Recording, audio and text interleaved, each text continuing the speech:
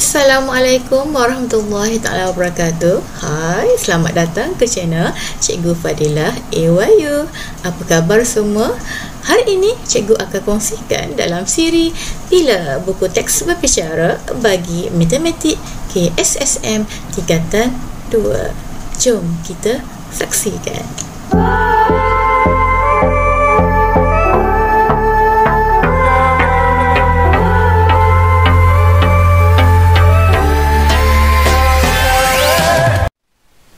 Bertemu kembali kali ini dalam siri Bila Buku Teks Berbicara. Kita akan membincangkan kumpulan algebra dan hukum operasi asas aritmetik.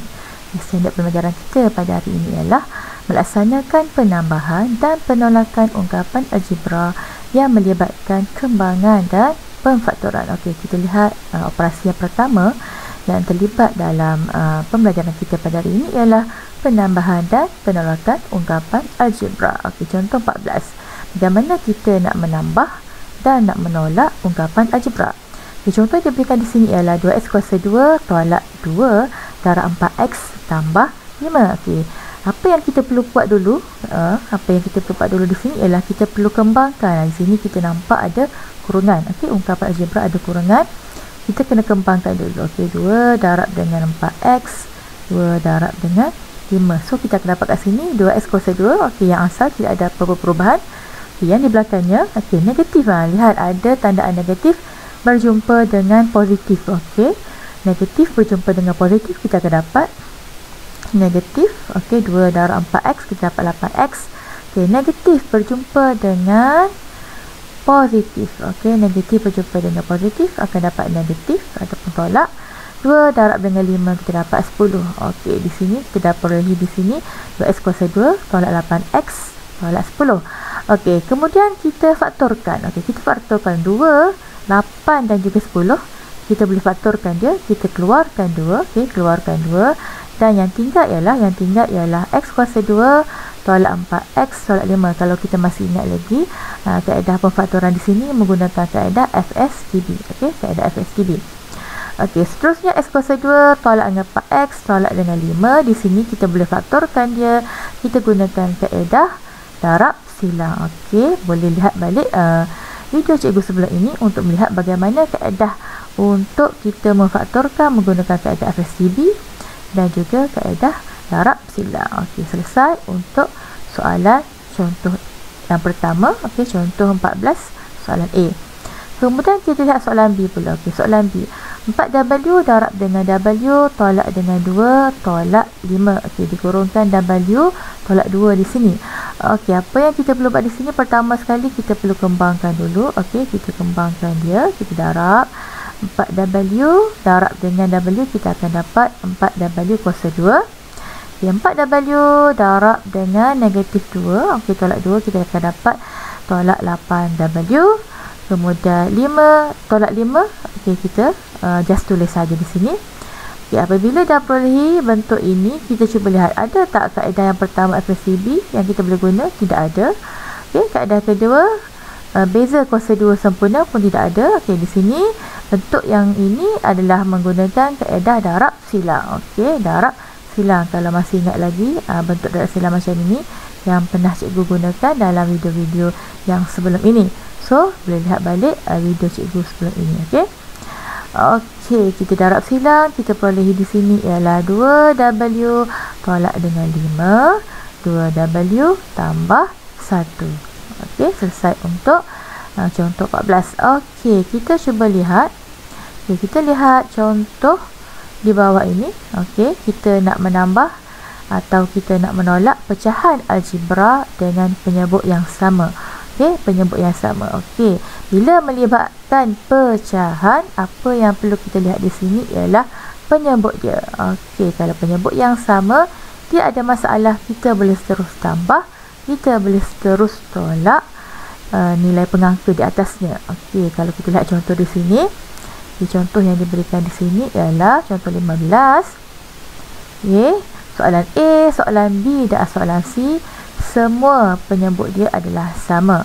Semua penyebut dia adalah sama. Jadi di sini apa yang kita perlu buat di sini, kita just tambah ataupun tolak dia punya nilai pengangka. Kalau A ni 4A per 5 tambah 3A per 5, jadi 4A tambah dengan 3A, kita peroleh 7A per 5. Okey, selesai soalan A. Okey, soalan B. Okey, soalan B di sini kalau kita lihat, okey, soalan B. Okey, Y per 2X tolak 3Y per 2X. Okey, penyebut yang sama di sini, penyebut yang sama. Jadi Y tolak dengan 3Y. Y tolak dengan 3Y per dengan 2X. Okey, kita peroleh Y tolak 3Y, kita boleh negatif 2. Negatif 2Y. Negatif 2Y per dengan 2X. Okey, kalau kita lihat di sini, 2 dengan 2 ni nilai yang sama ataupun nilai yang kita boleh hapuskan. Okey, kita boleh hapuskan. Jadi 2 dengan 2 kita hapuskan, tinggal 1 per 1. So, di sini nilai akhir dia kita peroleh di sini ialah negatif Y per X. Okey, kita cuba lihat apa penerangan di sini. Apa yang dikatakan di sini ialah negatif Y per X. Okey, negatif Y per X sama dengan negatif Y per X. Okey, tanda negatif kita tidak boleh letak di bahagian sama ada penyebut ataupun pengangka, kita kena letak di tengah-tengahnya. Okey, negatif untuk jawapan akhir kita tidak boleh letak di atas ataupun di bawah saja, kita kena letak di tengah-tengahnya. Okey, ini untuk soalan B. Okay, kita cuba lihat soalan C pula di sini. Okay, soalan C. X tambah 2 per 5W tolak X tolak 5 per 5W. Okey, kalau kita lihat di sini soalan di sini dia menolakkan pecahan dan dalam masa sama pengangka di atasnya dalam bentuk ungkapan. Okey, ungkapan. Jadi apabila kita nak gabungkan penyebut dia, okey, seperti soalan di bawah ini, penyesuaian di bawah ini, kita kena kurungkan dulu pengangka untuk selepas tandaan tolak ataupun tambah. Kenapa? Okey, sebab di sini bila kita kembangkan balik secara automatiknya tandaan positif negatif ni akan berubah. Kalau kita ingat balik, tandaan positif negatif apabila darab dan juga bagi ada yang sama, ada yang berbeza. Contohnya positif jumpa dengan positif, kita akan dapat positif. Okey, negatif jumpa dengan negatif, okey, kita akan dapat positif. Negatif positif, kita akan dapat negatif. Positif jumpa dengan negatif, kita akan dapat negatif. Ini tandaan yang kita perlu ingat. So di sini apabila kita kembangkan tandaan positif negatif di sini, okey, negatif berjumpa dengan positif akan dapat negatif. Okey, negatif berjumpa dengan negatif akan jadi positif. Itu sebabnya kita perlu kurungkan apabila kita gabungkan pecahan. Okey, kita gabungkan pecahan untuk penyelesaiannya. So di sini kita peroleh X tambah 2 tolak dengan X tambah dengan 5 bahagi dengan 5W. Kita cari penyebut yang sama di sini. Okey, kita cari sebutan yang sama di sini, iaitu X tolak dengan X akan terhapus, tambah 2 ya, ataupun positif 2 tambah dengan 5, kita akan dapat 7. So jawapan akhirnya ialah 7 per 5W. Okey, ini selesai soalan C bagi contoh yang diberikan di sini. Okey, seterusnya kita nak menambah atau menolak pecahan algebra yang penyebutnya tidak sama. Okey, bagi pecahan yang penyebut dia tidak sama, kita kena samakan dulu penyebut dia. Salah satu daripada penyebutnya ialah gandaan bagi penyebut yang lain. Okey, cuba lihat contoh 16 sini. Permudahkan setiap ungkapan berikut diberi 3 per Y tolak 1 per 2Y. Okey, di sini penyebut dia tidak sama. Okey, penyebut dia tidak sama. So kita kena samakan penyebut dia. Nak samakan penyebut dia, kita darab dengan 2. Okey, apabila kita darab dengan 2 untuk penyebut 2Y ini, kita akan perolehi nilai yang sama, iaitu 4Y. Jadi apabila di bawah kita darab dengan 2 untuk samakan penyebut dia, untuk jadikan dia 4Y, di atas pun kita kena darabkan dengan nilai yang sama. So di sini 3 per 4Y tolak dengan 2/4y. Okey, kalau cikgu asingkan dulu, sebelum kita gabungkan di sini, dia akan jadi 3/4y tolak dengan 2/4y. Okey, apabila penyebut dia dah sama, kita boleh gabungkan pengangka dia, iaitu 3 tolak 2 per dengan 4y. So 3 tolak 2 kita dapat 1 per dengan 4y. Okey, selesai untuk contoh 16 soalan A.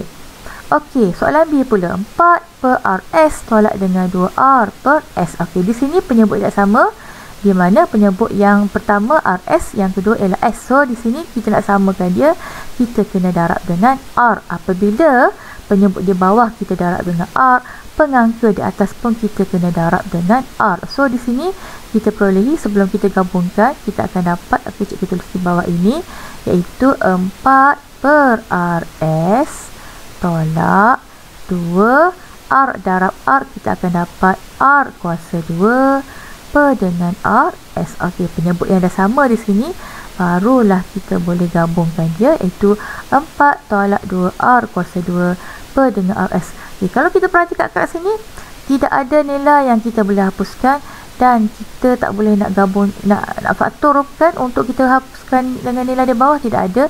So kita tinggalkan jawapan kita seperti ini sahaja. Okey, seterusnya kita lihat yang di bawah ini. Okey, cikgu padam dulu yang ni.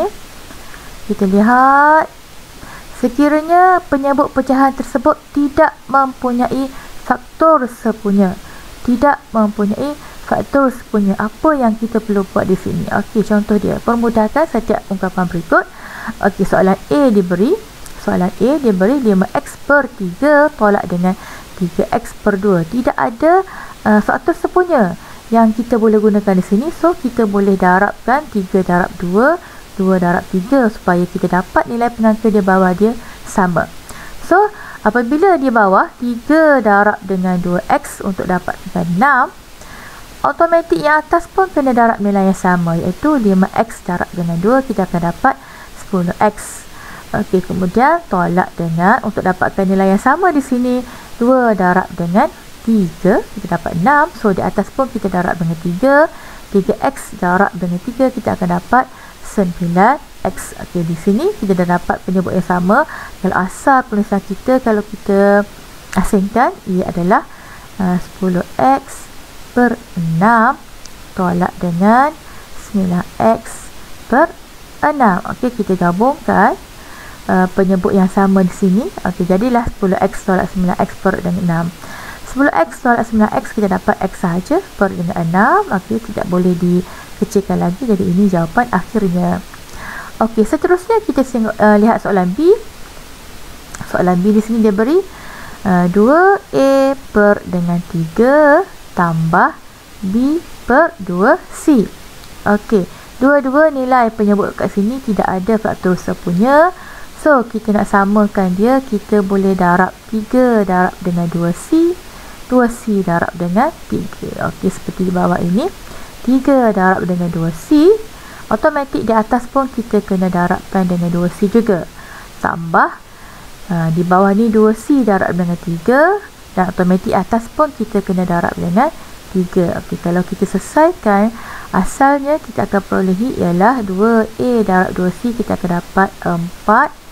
Okey, 4ac per dengan 3 darab dengan 2c, kita akan dapat 6c tolak 3 b darab 3. Okey, kita akan dapat 3b per dengan 2c darab 3, kita akan dapat 6c. Okey, sekarang dia punya penyebut dia sama, kita boleh gabungkan penulisan kita. Okey, maaf cikgu tulis tolak di sini, asal dia ialah tambah. Okey, asal dia ialah tambah. So 4ac tambah dengan 3b per dengan 6c. Okey, per dengan 6c. Okey, di sini kalau kita lihat di sini, tidak ada nilai yang kita boleh faktorkan untuk kita hapuskan dengan nilai di bawah. So kita tinggalkan jawapan akhirnya di sini sahaja. Okey, seterusnya kita cuba lihat di bawah ini. Sekiranya penyebut pecahan mempunyai faktor. Okey, yang tadi penyebut pecahan tidak mempunyai faktor. Okey, kalau kita lihat bentuk penyebut pecahan yang mempunyai faktor. Okey, contoh soalan di sini dia beri 1/4P tambah 4/6P. Okey, penyelesaian kat sini. Okey, apakah faktor sepunya bagi penyebut di sini, iaitu 4P dan juga 6P di sini. Kalau kita lihat 4 dengan 6 kat sini, faktor sepunyanya ialah 12. Okey, faktor sepunya ialah 12. So, untuk dapatkan nilai 12, 4 darab dengan 3, 6 darab dengan 2. Okey, ini kaedah yang diberikan kat sini bagaimana kita nak dapatkan faktor sepunyanya, iaitu menggunakan GSTK. Okey, menggunakan GSTK kita akan dapat 12P di sini. So, di sini 3/12P tambah 8/12P. Macam mana dapat 3? Macam mana dapat dengan 8? Sama seperti tadi, apabila nilai penyebut di bawah darab dengan 3, automatik di atas pun darab dengan 3. Sama juga apabila penyebut di bawah darab dengan 2, di atas pun kena darab dengan 2. Itu yang kita akan dapat 3 dan juga 8 di sini.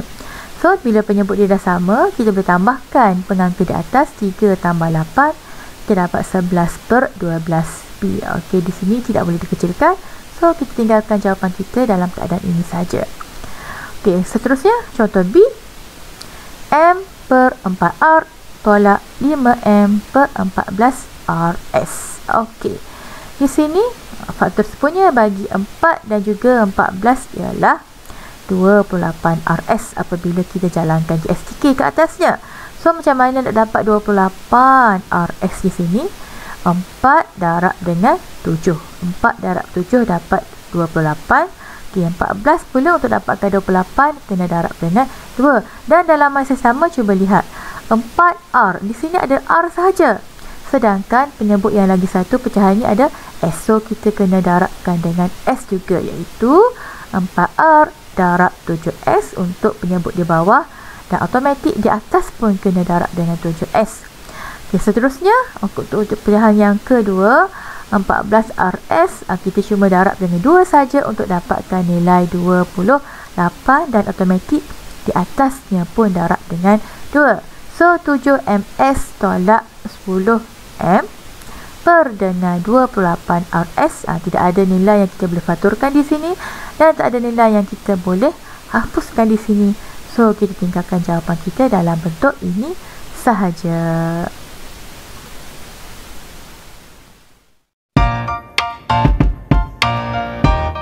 Terima kasih kerana menonton video cikgu. Jangan lupa like, subscribe, komen dan share video-video karya cikgu. Bye-bye.